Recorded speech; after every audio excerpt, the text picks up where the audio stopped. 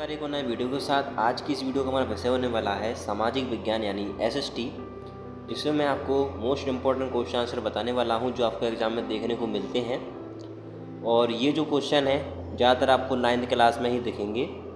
ठीक है, 10th class में थोड़ा बहुत दिखता है, लेकिन 9th क्लास में सबसे ज़्यादा ये क्वेश्चन आपको देखने को मिलेंगे।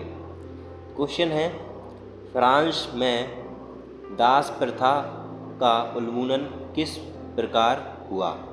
ठीक है, तो आइए मैं आपको बताने वाला हूँ आसान भाषा में कि फ्रांस में जो दास प्रथा हुई उसका उन्मूलन किस प्रकार से हुआ था। तो देखिए, पॉइंटों में जानेंगे जिससे कि हम आसानी से समझ सकें इस प्रश्न को। तो पहला पॉइंट, सन 1848 में फ्रांसीसी उपनिवेशों में दास प्रथा का पूरी तरह उन्मूलन कर दिया गया। ठीक है, तो आप सन भी याद रखना, एमसीक्यू में भी आ सकता है। ठीक है, कि दास प्रथा का उन्मूलन किस सन में हुआ, तो आप लिखोगे 1848 में। दूसरा है, फ्रांस में दास प्रथा की ज़्यादा आलोचना 18वीं सदी में नहीं हुई। नेशनल असेंबली में लंबी बहस के पश्चात भी यह निर्धारित नहीं किया जा सकता है कि समस्त फ्रांसीसी प्रजा को समान अधिकार प्रदान किया जाए या नहीं। ठीक है, तो एक बार मैं आपको ये बता देता हूँ, ये दास प्रथा होती क्या है। बेसिकली दास प्रथा मतलब किसी व्यक्ति को अपना दास बना लेना। तो वहाँ पर जो है स्वतंत्रता नहीं थी लोगों की कि हम जो है स्वतंत्र रूप से अपना कोई भी व्यापार शुरू कर सकें या कोई भी हम कार्य शुरू कर सकें या फिर हम कहीं रह सकें अच्छे तरीके से। तो मतलब एक प्रकार से दास प्रथा मतलब किसी का दास बन के रहना, चाहे वो सरकार का हो या फिर पूंजीपति लोगों का हो। ठीक है, तो ये चीज़ है। अब यहाँ पर निर्णय लिया गया था, तो पूरा यहाँ पर सलाह नहीं हुई थी, मतलब पूरा अभी निर्णय नहीं हुआ पाता कि इस अधिकार को हम दें या फिर ना दें। ठीक है, प्रजा को समानता का अधिकार, मतलब समान रूप से देखना।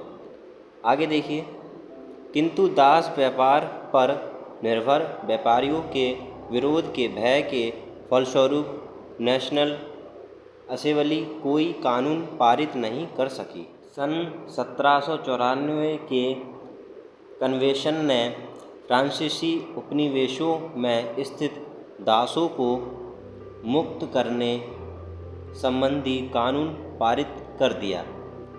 यह कानून मात्र 10 वर्ष तक लागू रहा। 10 वर्ष बाद नेपोलियन ने दास प्रथा पुनः शुरू कर दी। तो देखिए, यहाँ पर कुछ समय तो यहाँ पर जो है दास प्रथा तो बंद रही कि नया कानून आया, फिर अगला नया कानून आया। तो ऐसे हुआ करता था पहले कि एक देश दूसरे देश के ऊपर कब्जा कर लिया करता था। तो उसी प्रकार से पहले सरकार थी तो उन्होंने दास प्रथा लागू की, फिर दूसरी सरकार आई तो उन्होंने दास प्रथा को हटाया, फिर तीसरी सरकार आई जैसे कि यहाँ पर है नेपोलियन, इन्होंने पुनः स्थापित कर दिया दास प्रथा को।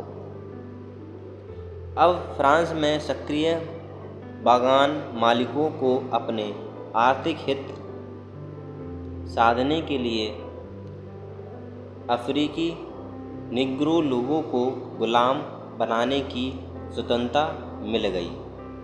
ठीक है, अब यहाँ पर जो है बड़े बड़े व्यापारी है ना, पूंजीपति लोग, तो इनको भी स्वतंत्रता मिल गई। अब तो हम किसी को भी व्यक्ति को भी हम बना सकते हैं अपना दास, है ना। तो ये चीज़, तो यहाँ पर इसी के साथ हमारा ये प्रश्न कंप्लीट होता है, जिसमें हमें बताना था फ्रांस में दास प्रथा का उन्मूलन किस प्रकार से हुआ।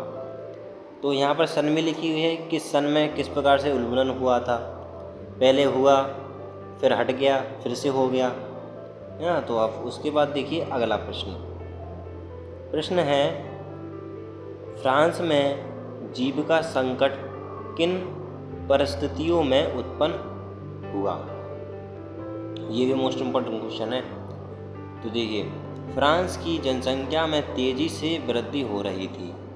फ्रांस की जनसंख्या सन 1715 में 2 करोड़ 30 लाख से बढ़कर 17 89 ईस्वी में 2,80,00,000 हो गई।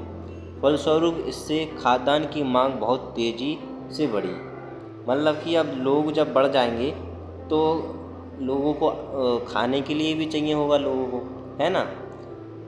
उसके बाद फिर आगे देखिए, इसलिए पाव रोटी की कीमत भी तेज़ी से बढ़ी।